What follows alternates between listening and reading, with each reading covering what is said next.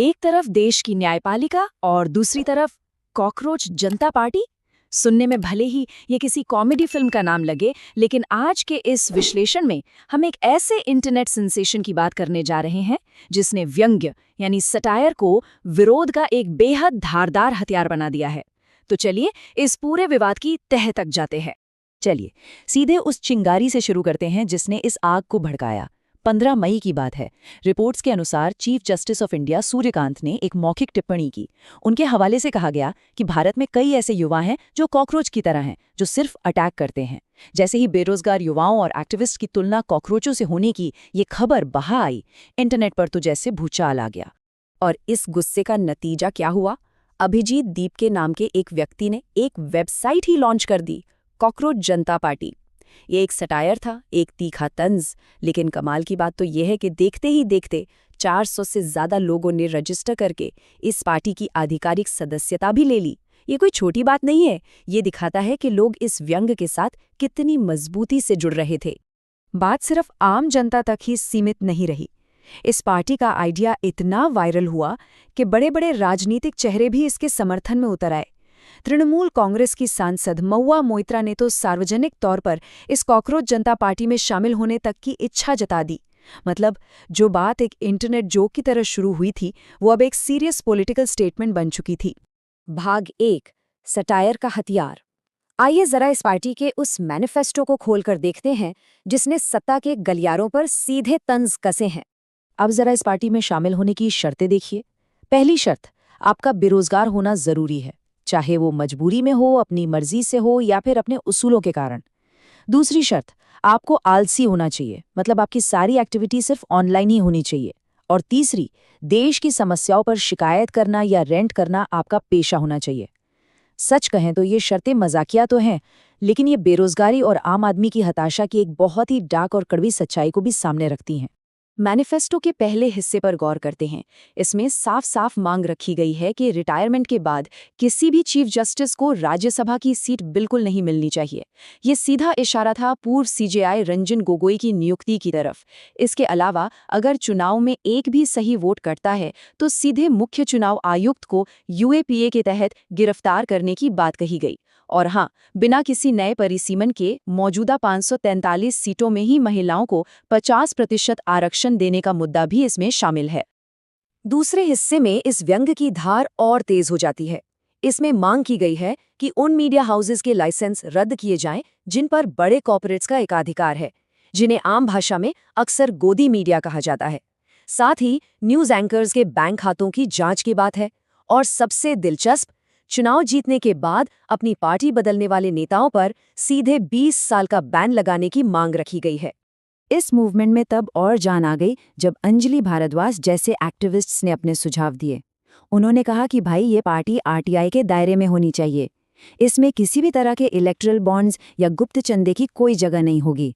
और सबसे मजेदार बात, पीएम केयर्स की तर्ज पर कोई भी कॉकरोच केयर्स फंड नहीं बनाया जाएगा। सब कुछ एकदम पारदर्शी होगा। भाग 2, गहरी सच्चाई। अब इस सटायर से थोड़ा बाहर निकलकर उन विरोधाभासों को समझने की कोशिश करते हैं जो इस पूरे मामले के केंद्र में है। जब ये पूरा विवाद बहुत ज्यादा बढ़ गया तो चीफ जस्टिस की तरफ से एक आधिकारिक स्पष्टीकरण सामने आया। उन्होंने कहा कि मीडिया के एक वर्ग ने उनकी मौखिक बातों को बिल्कुल गलत तरीके से पेश किया है, जिससे उन्हें बहुत दुख पहुंचा है। उन्होंने ये भी साफ किया कि उनके वो पैरासाइट और कॉकरोच वाले शब्द आम युवाओं के लिए नहीं थे, बल्कि उन लोगों के लिए थे जो फर्जी डिग्रियों के सहारे वकालत या मीडिया जैसे पेशों में घुसपैठ कर रहे हैं। लेकिन दिलचस्प बात यह है कि इस फर्जी डिग्री वाले बचाव ने एक नई ही डिबेट छेड़ दी। स्रोत बताते हैं कि जैसे ही बोगस डिग्रियों की बात उठी, लोगों को तुरंत एंटायर पॉलिटिकल साइंस जैसी उन कथित डिग्रियों की याद आ गई जो राजनीतिक गलियारों में हमेशा चर्चा का विषय रही हैं। मतलब बात को संभालने की कोशिश में अनजाने में ही एक नया पैंडोरा बॉक्स खुल गया। यहीं से विश्लेषण न्यायपालिका के कथित दोहरे मापदंडों की तरफ मुड़ता है। जरा इस तुलना पर ध्यान दें। एक तरफ बलात्कार के दोषी राम रहीम हैं, जिन्हें 8 साल के भीतर 15 बार पैरोल दे दी गई और वे 405 दिन तक आराम से जेल से बाहर रहे। वहीं दूसरी तरफ उमर खालिद जैसे लोग हैं जो बिना किसी सजा के पिछले 5-6 सालों से लगातार जेल की सलाखों के पीछे हैं। ये साफ अंतर व्यवस्था की निष्पक्षता पर बहुत बड़े सवाल खड़े करता है। और ये पैटर्न सिर्फ अदालतों तक ही सीमित नहीं है। राजनीतिक भ्रष्टाचार को ही ले लीजिए।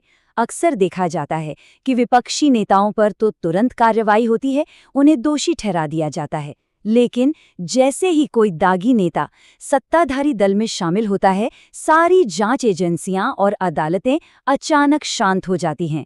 स्रोत में इसे एक स्वस्थ लोकतंत्र के लिए बहुत बड़ा खतरा बताया गया है। भाग 3, शब्दों का वजन। द वायर के एक लेख के हवाले से अब हम इतिहास के उस काले पन्ने को पलटेंगे जहां इंसानों के लिए कीड़े मकोड़ों जैसे शब्दों का इस्तेमाल किया गया था। इतिहास हमें बार बार चेतावनी देता है। जब भी इंसानों को अमानवीय शब्दों से पुकारा गया तो उसके परिणाम भयानक रहे हैं। 1994 में रवांडा में तुत्सी समुदाय के लोगों को इन्यजी यानी कॉकरोच कहा गया था। इसी तरह नाजी जर्मनी में यहूदियों को पैरासाइट्स और चूहे कहकर बुलाया गया था। ये सिर्फ एक गाली नहीं है, बल्कि ये इंसान को इंसान न समझने की एक खौफनाक शुरुआत होती है। और इसका नतीजा क्या होता है? रवांडा का ये आंकड़ा ही रोंगटे खड़े कर देने के लिए काफी है। इस तरह की नफरत भरी बयानबाजी के बाद रवांडा में सिर्फ 100 दिनों के भीतर 8 लाख तुत्सी लोगों को बेरहमी से मार डाला गया था।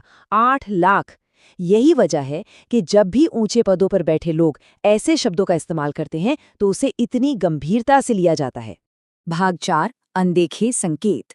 अब इस चर्चा को थोड़ा और पीछे ले चलते हैं।